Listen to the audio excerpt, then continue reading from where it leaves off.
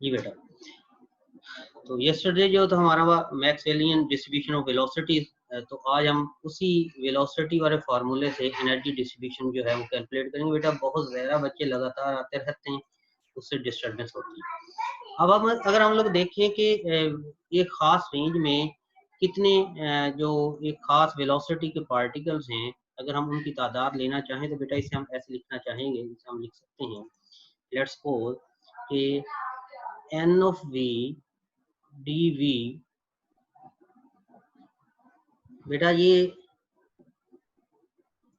उन पार्टिकल्स की तादाद है जिनकी वेलोसिटी जो है वो डी वी की रेंज में है। तो बेटा N of V D V similarly ये नंबर ऑफ पार्टिकल्स हैं, अगर इसी रेंज में यही वेलोसिटी एनर्जी को करेस्पॉन्ड करे, काइनेटिक एनर्जी को, तो हम इसे लिख सकते हैं एन ऑफ ई डी। अगर हमने यहाँ से N of E energy distribution लेना है तो we can write this as N of V D V over D. बेटा ये वाला जो फैक्टर है एन ऑफ वी की वैल्यू हमारे पास पहले ही गिवन है। अब अगर हम जो हमने कल मैक्सवेल वेलोसिटी डिस्ट्रीब्यूशन पढ़ी थी, अब जहां तक बात है D V over D E की, तो ये वाली वैल्यू हम निकाल सकते हैं। ई इक्वल होता है बेटा हाफ एम वी स्क्वायर। यहाँ से मैं वी की वैल्यू निकालना चाहूँ तो ये 2e over M into V, ये अंडर रूट की इक्वल होगा, वी की इक्वल होगा। बेटा यहाँ से मैं वैल्यू ले सकता हूँ D V over D E की। अगर मैं इसे इसका डेरिवेटिव ले लूँ विद रिस्पेक्ट टू ई, तो बेटा मेरे पास वैल्यू आ जाएगी D V over D E की। अब अगर ये D V over D E की वैल्यू आएगी, अगर देखें N of E D E, यानी ये खास एनर्जी रेंज थी E to E plus D E, जो नंबर ऑफ पार्टिकल्स हैं वो हैं N of E D E, और एक खास velocity V to V plus D V में जो नंबर ऑफ पार्टिकल्स थे वो N of V D we थे, तो दोनों में पार्टिकल्स की तादाद सेम होगी, तो N of E will be equal to N of V D V over D E. अब वी की वैल्यू हमने ये निकाल ली।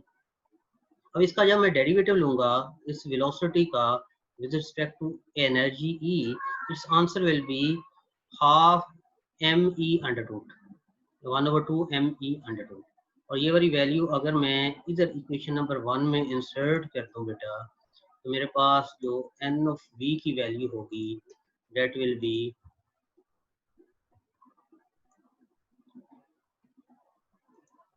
n ऑफ v की वैल्यू मेरे पास गिवन है बेटा। एक दफ़ा आ जाया करें, इतनी ज़्यादा ये डिस्ट्रैक्शन आती है ना लेक्चर के दौरान। तो अब ये हमारे पास डी वी और डी ई की वैल्यू है, और एन ऑफ वी की वैल्यू जो हमने कर लिखी थी, इस एन ऑफ वी की वैल्यू को अगर हम यहाँ पुट करते हैं, यहाँ पे भी वी आ रहा है, तो वी की वैल्यू हमने यहाँ पे लिखी हुई है,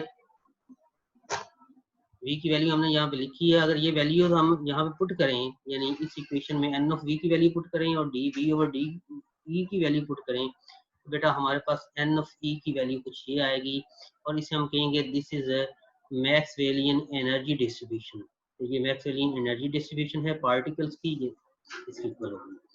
तो बेटा ये अब आपने इसे ड्राइव करना है, वेरी सिंपल। वंस अगेन मैं बता दूं, N of E D E equal होगा N of V D V के। यहाँ से आप एन ऑफ ई की वैल्यू निकाल लें तो इक्वल हो जाएगा N of V D V over D E.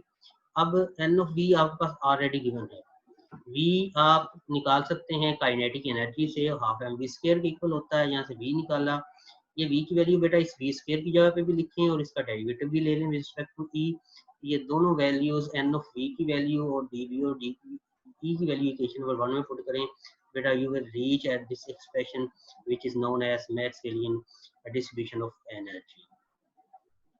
अब बेटा ये है मैक्सवेलियन डिस्ट्रीब्यूशन ऑफ एनर्जी। अब हमने निकालनी है इंटरनल एनर्जी, कि इंटरनल एनर्जी कितनी होगी।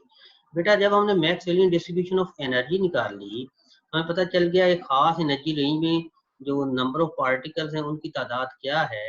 अब हमने निकालना है कि उसकी इंटरनल एनर्जी क्या है। इंटरनल एनर्जी से मुराद है sum of all kind of energy. तो बेटा क्या होगा, N of E D E को हम ई से मल्टीप्लाई करते हैं, मीन्स ई किसी एक पार्टिकल की मॉलिक्यूल की एनर्जी है, और टोटल मॉलिक्यूल्स क्या थे N of E D E. इसे हम इंटीग्रेट कर देंगे तो this will be the internal. बेटा ये कोई लिख रहा है इसके ऊपर तो खुदा रहा ये ना लिखा करें, अपने माउस को जो है ना उस पे इसके ऊपर ड्राइंग ना बनाया करें।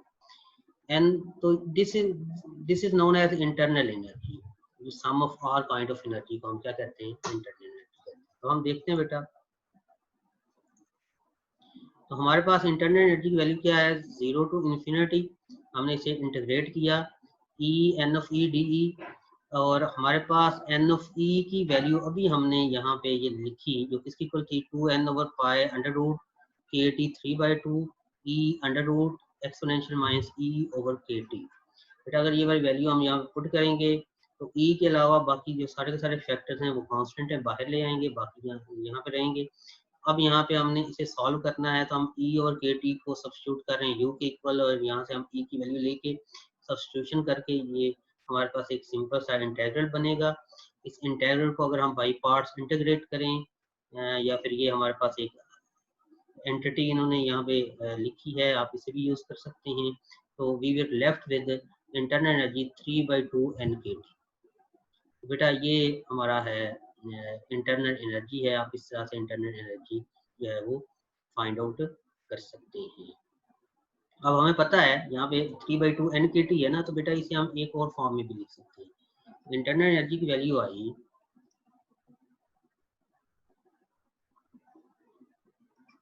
3/2 एन के टी, के स्टैंड फॉर बोल्ट्जमैन कांस्टेंट।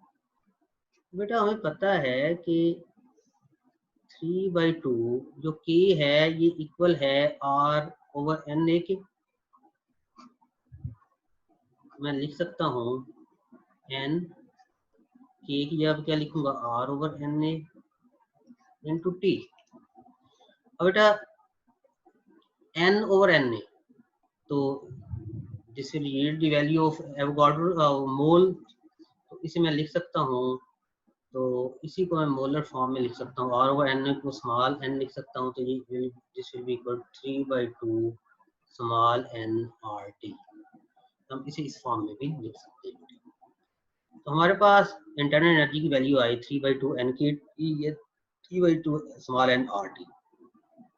अब वही यहाँ पे एक सैम्पल प्रॉब्लम नंबर 7 उसने डिस्कस किया हुआ है, बिल्कुल वैसा ही है जैसे हमने कल निकाला था कि you have to find the average energy. Average energy का फार्मूला क्या है, तो टोटल एनर्जी क्या होगी, E N of E D E को टोटल नंबर ऑफ पार्टिकल्स पे डिवाइड कर दें, जैसे कल आपने निकाला था V N of V D V, आज उसकी यहाँ पे क्या आएगा, E N of E D E divided by capital N. इस तरह एन ऑफ ई की वैल्यू यहाँ पे पुट करें और इसे इंटीग्रेट करें, बेटा जो एवरेज एनर्जी आएगी वो 3/2 के टी आएगी। और मोस्ट प्रोबेबल एनर्जी के लिए आपने एन ऑफ ई का डेरिवेटिव लेना है विद रिस्पेक्ट टू ई और उसे 0 के इक्वल पुट करना है, जो एनर्जी की वैल्यू आएगी उसे हम मोस्ट प्रोबेबल एनर्जी कहेंगे, वो हाफ के टी के इक्वल आएगा। बेटा this one is the end of chapter. अब आपकी असाइनमेंट क्या है, एक तो कल की असाइनमेंट है कि आपने एवरेज वेलोसिटी निकाल ली, आपने प्रोबेबल वेलोसिटी निकाल ली। आज बेटा आपने एनर्जी डिस्ट्रीब्यूशन की इक्वेशन जो है वो ड्राइव करनी है, फिर आपने इंटरनल एनर्जी ऑफ गैस निकालनी है, फिर आपने एवरेज एनर्जी निकालनी है, and at the last you will find the most probable energy. ठीक है बेटा, इसे आप लोग कर लें सॉल्व। आपके पास 2 दिन का टाइम है, इन 2 दिनों में आपने इसे सबमिट करना है। अगर कोई इशू है, कोई क्वेश्चन है तो आप मुझसे पूछ सकते हैं। इट्स ओके बेटा, टेक केयर, अल्लाह हाफिज़।